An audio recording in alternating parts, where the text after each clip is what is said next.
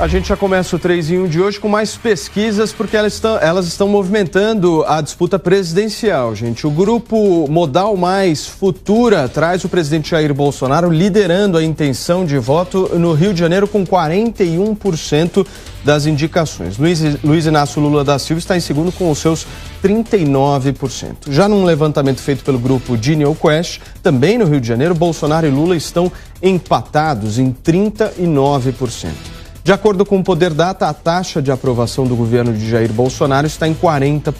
56% não concordam com o atual governo. E um outro ponto que foi abordado também pelo Instituto Poder Data, 38% dos eleitores considera positiva a presença de militares na política ou dentro do governo brasileiro. Inclusive, esse é o tema da enquete de hoje que eu vou abrir no portal da Jovem Pan News para você correr lá no site da PAN, votar, participar, e hoje é justamente sobre isso. Você concorda com a presença de militares na política brasileira, sim ou não? jovempan.com.br, vota, participa ao longo do programa, eu trago aqui o resultado parcial.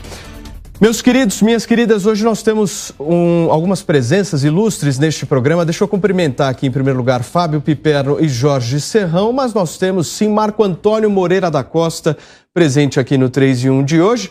E a honra de Caio Coppola, sim, o nosso querido Caio do Boletim Coppola vai participar hoje do nosso 3 em 1. Marco, Caio, sejam muito bem-vindos. Aqui o Marco já é da casa, velho conhecido aqui, o nosso Coppola também. Tudo bem com vocês? Preparados? Tudo sempre. Ótimo, graças a Deus. Vamos começar a análise? Marcão, você começa hoje, por favor. Bem, partindo da premissa, né, que as pesquisas elas refletem... Primeiro, boa tarde a todos, né? Que alegria estar aqui com vocês na bancada de novo.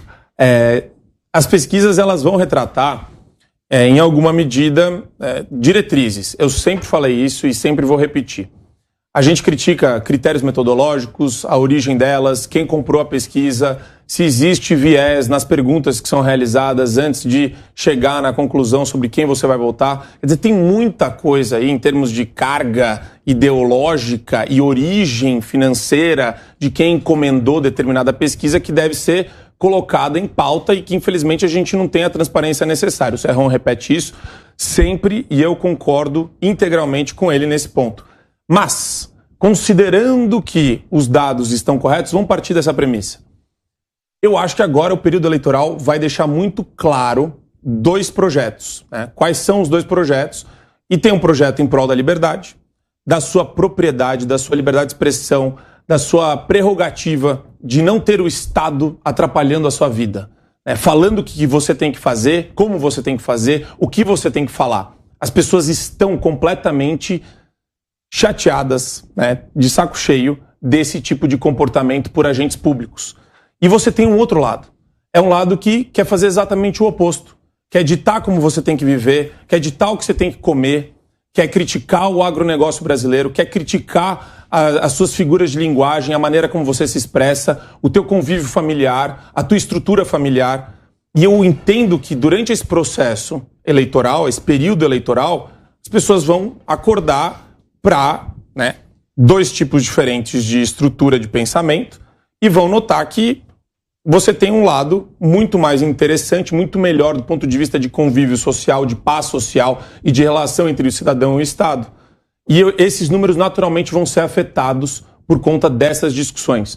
É errado a gente presumir que as pessoas acompanham política no dia a dia. Elas são bombardeadas por meios de comunicação diariamente, difamando o governo federal em sua grande maioria. Então, por isso, elas têm algum nojo estético, algum nojo inicial. A hora que esse véu for descoberto, a hora que isso sair, né, da visão delas, elas vão acordar para só duas opções que tem para o almoço. Uma é liberdade, a outra é um projeto autoritário de poder de pessoas que, inclusive, a gente já sabe o que fizeram com o Estado brasileiro e estamos pagando a conta até hoje. Deixa eu falar com o Carioca aqui da nossa bancada. Serrão, vamos fazer uma análise um pouco da questão eleitoral no Rio de Janeiro, porque ao mesmo tempo que o presidente da República diminui a sua rejeição, quem também é beneficiado com isso é o governador Cláudio Castro, né? Com certeza, saudações, meus amigos e amados haters. A gente tem no Rio de Janeiro um fenômeno muito curioso que pode se repetir em vários estados. a consolidação e a possibilidade de reeleição de governadores. Esse fato não pode ser descartado, isso pode se repetir, eu digo, em vários estados. Essa é uma tendência da eleição desse ano. E a gente tem que entender por que isso possa estar acontecendo, tá? É um fato ainda para ser estudado. Muitos governadores, a máquina eleitoral esse ano vai ter muita força. Por quê? Porque a eleição presidencial polarizada levou com que os governadores e suas bases políticas optassem por um dos lados. E aí entra o jogo. No estado em que um dos lados da polarização estiver muito bem, aquele governador local vai ser diretamente beneficiado. Então, a lógica que está ocorrendo nessa eleição é essa. Essa eleição está sendo jogada muito em função da realidade regional. Sempre foi assim? Sempre foi assim. Mas dessa vez parece que está sendo mais. Por isso que no Rio de Janeiro, que é um estado diferente de tudo, a gente vai tendo aí esse início de protagonismo do Jair Bolsonaro, porque ele está sendo apoiado pela máquina do governo do estado. É uma máquina política que tem força. São 92 municípios lá no estado do Rio de Janeiro e essa máquina está fechada com a reeleição do governador do estado. Então, a tendência dessa máquina é apoiar o candidato que o governador apoie à presidência da República. Por isso, esse dado de crescimento orgânico do Jair Bolsonaro no Rio de Janeiro. Mas Rio de Janeiro é sempre uma surpresa. A eleição ao Senado, por exemplo, vai ser um pega para capar, porque você tem o próprio PT, a própria esquerda, brigando entre seus candidatos que disputam a vaga. Você tem o Romário, que vem pelo partido do presidente da República, mas também vem um candidato ali, que é o Daniel Silveira, apoiado pelo presidente da República e que afirma que tem o apoio do presidente da República e que repete o discurso do presidente da República. Então ali as pesquisas vão ter que tomar muito cuidado no Rio de Janeiro para elas reproduzirem fielmente a realidade do pensamento daquele eleitor, que nessa eleição tende a ser mais confusa do que nunca. Serrão, me permita fazer uma correção aqui, porque eu disse que você era carioca, mas é uma mentira isso, porque você é um niteroiense. Isso, certo? Só que um carioca, quem nasce em Niterói e torce pelo Flamengo, vai ser sempre carioca e nunca fluminense. Essa é a pequena ressalva técnica. Piperno, boa tarde para você, meu querido. Boa tarde. E o Freixo indo na missa, hein? Olha, boa tarde a todos. Veja bem, político, ele faz qualquer coisa nesse período eleitoral, né? Então, por exemplo, discuti muito com o Constantino aqui ontem, você ouviu isso, ontem, anteontem. Eu conheço vários políticos de esquerda que são muito religiosos, e conheço vários religiosos que são de esquerda. Agora, eu também conheço político de esquerda que nunca foi numa igreja. Não sei se o Freixo se enquadra nisso, mas o Freixo, de fato, nunca me pareceu um ser aí muito religioso. Eu queria pegar uma carona nisso que disse o Serrão, porque o Rio de Janeiro realmente tem muitas peculiaridades, né? O Rio de Janeiro, inclusive, era exatamente a área, né? O estado em que Leonel Brizola emergiu como grande político durante algum tempo. Depois ele perdeu esse protagonismo para Marcelo Alencar. Nesse meio tempo já tinha surgido Moreira Franco, alguém ligado mais à direita. Enfim, o fato é que o Rio de Janeiro sempre mudou muito. A direita, a esquerda, já foi governado por Garotinho, mas também já teve a Benedita como governadora. Enfim, o Rio de Janeiro, ele é um estado que sempre teve muito clara essa divisão ideológica. É a base política do presidente da República, então também não é de se estranhar que o presidente da República esteja muito bem situado nas pesquisas. A gente acaba de mostrar 2 levantamentos, em um ele aparece numericamente à frente do Lula, no outro ele aparece empatado.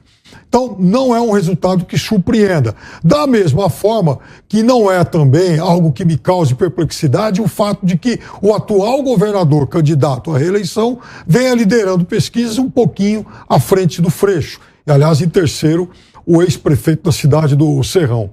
E essa liderança do governador do Rio de Janeiro, ela não pode ser vista como um caso isolado. Veja, são muitos os estados, para não dizer a maioria deles, em que os atuais governadores ou são favoritos ou brigam em condições de competitividade, fazendo aquele discurso bobo de que, porque a turma lá do fica em casa não vai ter chance, tá o papo furado. A direita e a esquerda.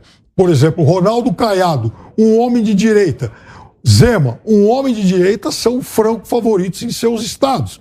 Assim como, por exemplo, Eduardo Leite, um político mais ao centro, é o favorito no Rio Grande do Sul, e o governador do Rio de Janeiro, alguém também mais alinhado com o presidente da República, embora pense diferente, é o mais cotado para vencer essa eleição. Caio, como é que você enxerga a questão eleitoral no Rio? Olha, acho que foi muito bem colocado aqui que o Rio de Janeiro é um estado sui generis, né? Eu não consigo pensar na política do Rio de Janeiro sem lembrar do Tropa de Elite, sabia, Paulo? Sendo super sincero com você. E que consagrou aquela frase lapidar sobre a brutalidade do sistema, né? O horário não nos permite ir além desse linguajar. E lá é um estado em que a máquina pública tem muito protagonismo. Acho que nesse sentido, até por ter sido capital da República, o Rio acaba carregando bastante aí a questão do serviço público, né? E de como que o poder constituído beneficiou ou prejudicou esse setor, né? Como foi muito bem colocado aqui, quem tem a máquina na mão já larga aí com uma sensível vantagem. E tem todos os problemas aí, todas as questões de disputa política e tal, mas não surpreende que o presidente da República se saia muito bem no Rio de Janeiro, porque é a sua base eleitoral, ele é um fenômeno, né, de votação na época da sua carreira parlamentar. Então, isso daí não, enfim, de forma alguma nos surpreende. Agora, o Rio também parece um caso emblemático, né, de polarização, porque você vai ter todo aquele ambiente do Projaquistão, né, dos artistas, dos influenciadores, da cultura, esse tipo de coisa, ao mesmo tempo que você vai ter aí alguns setores aí mais ligados a áreas conservadoras e essa diferença, né, estética, para usar uma expressão que foi usada aqui, ela fica especialmente estridente quando a gente analisa o caso do Rio. Agora, ampliando um pouquinho, Paulo, falando sobre Sudeste, a expectativa, né, até do ponto de vista estatístico e da história recente eleitoral aqui no Brasil, a expectativa é que o presidente Bolsonaro triunfe aqui eleitoralmente. A discussão não é sobre isso, é sobre qual que vai ser a distância dessa vitória. Eu acho que esse é o ponto mais importante para ser levado em conta. Muito bem, gente, tirando o assunto aqui no nosso